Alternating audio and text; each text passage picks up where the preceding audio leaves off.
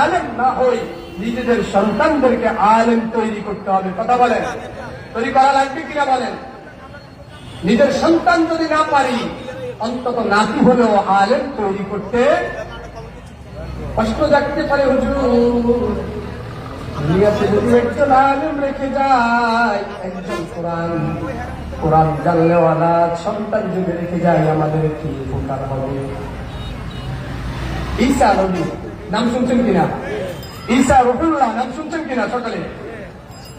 ঈসা নবীকে আল্লাহ রাব্বুল আলামিন এমন একটা পাওয়ার দিলেন, যে পাওয়ারটা হলো তিনি মৃত মানুষদেরকে আল্লাহর হুকুমে জীবিত করতে পারতেন। সুবহানাল্লাহ।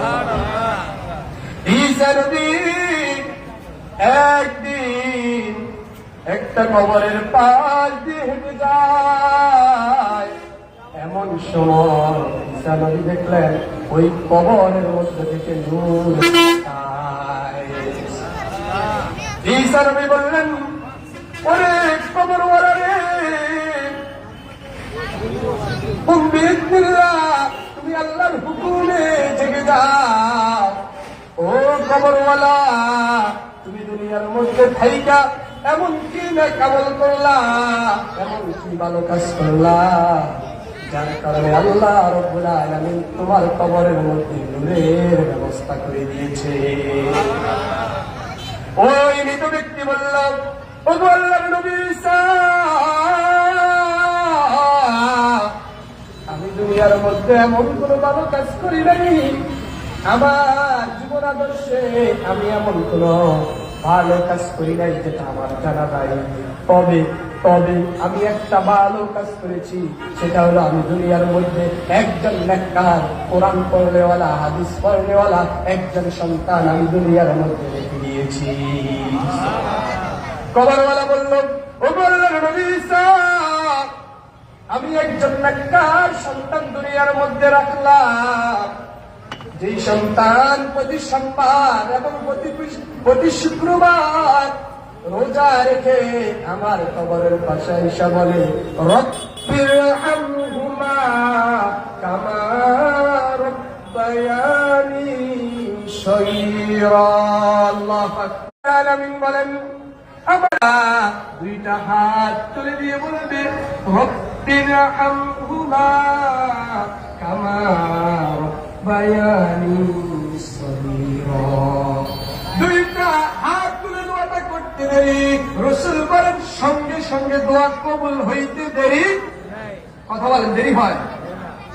এবার ওই মৃত ব্যক্তি বললেন, ওই মৃত ব্যক্তিরা বললেন, ও আল্লাহর নবী ঈসা, আমি দুনিয়ায় এমন কোন ভালো কাজ করি নাই, তবে একটা কাজ করেছি, সেটা হলো আমি একজন নেককার সন্তান দুনিয়ায় রেখে দিয়েছি।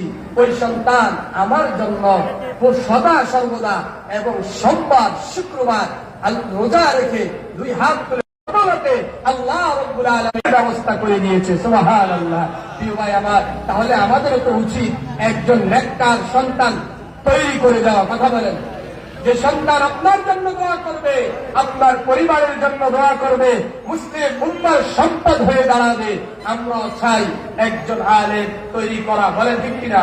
আমার পর্দাদের মা বোনেরা, বৃদ্ধ বাবারা, আজকে নিয়োগ করেন, অন্তত একজন সন্তান হলেও আলেম তৈরি করবেন। আপনার এই আলেম সন্তান আপনার জন্য কাল কবরে নাজাতের কান্ডারি হয়ে যাবে। ঠিক কিনা বলেন? আপনাদের আলেম তৈরি করার জন্য বেশি দূরে যাওয়ার দরকার নাই। আপনাদের পাশে আল হারামাইন মডেল মাদ্রাসা, কত সুন্দর মাদ্রাসা আপনাদের জন্য তৈরি করা আছে, যেখানে আমল আছে, আখলাক আছে, ইলম আছে, কিতাব যেখানে পড়ানো হয়, একজন সুযোগ্য আলেম দ্বারা ওই মাদ্রাসা পরিচালিত হয়, যেখানে মাদ্রাসার মধ্যে আল ফালাহি ওনার তত্ত্বাবধানে এত সুন্দর মাদ্রাসা চলতেছে। আলেম তৈরি করার জন্য এই বাসাবাড়ি মানুষের বেশি দূরে যাওয়ার দরকার নাই। কথা বলেন ঠিক কিনা? প্রিয় ভাই, ওয়াদা করেন অন্তত একজন সন্তান হলো আলেম বানাবেন, একজন সন্তান হলো আলেম বানাবেন। আপনার এই সন্তান আপনার জন্য, আপনার পরিবারের জন্য, এই সমাজের জন্য, এই পৃথিবীর জন্য দেখবেন আল্লাহর পক্ষ থেকে নিয়ামত হয়ে যাবে। সেদিন তো মৃত্যুর পরে তো আমাদের আর কোনো নিয়ামত থাকবে না। নিয়ামত থাকবে দুনিয়াতে যতটুকু ভালো কাজ করেছি, এটাই আমাদের জন্য নিয়ামত থাকবে। অন্য কোনো কিছু আমাদের জন্য নিয়ামত থাকবে আজকে নিয়ত করেন আপনার একজন সন্তান হোক, নাতি হোক, আওলাদ হোক, মাদ্রাসা পড়াবেন ইনশাআল্লাহ। দেখবেন এর বদলতে আল্লাহ রাব্বুল আলামিন আপনার আমার জন্য জান্নাতের ব্যবস্থা করে দিবে। আল্লাহ রাব্বুল আলামিন মেহমান হিসাবে কবুল করুক। সকলে বলি ওয়া আখিরু দাওয়ানা আলহামদুলিল্লাহি রাব্বিল আলামিন। আসসালামু আলাইকুম ওয়া রাহমাতুল্লাহ।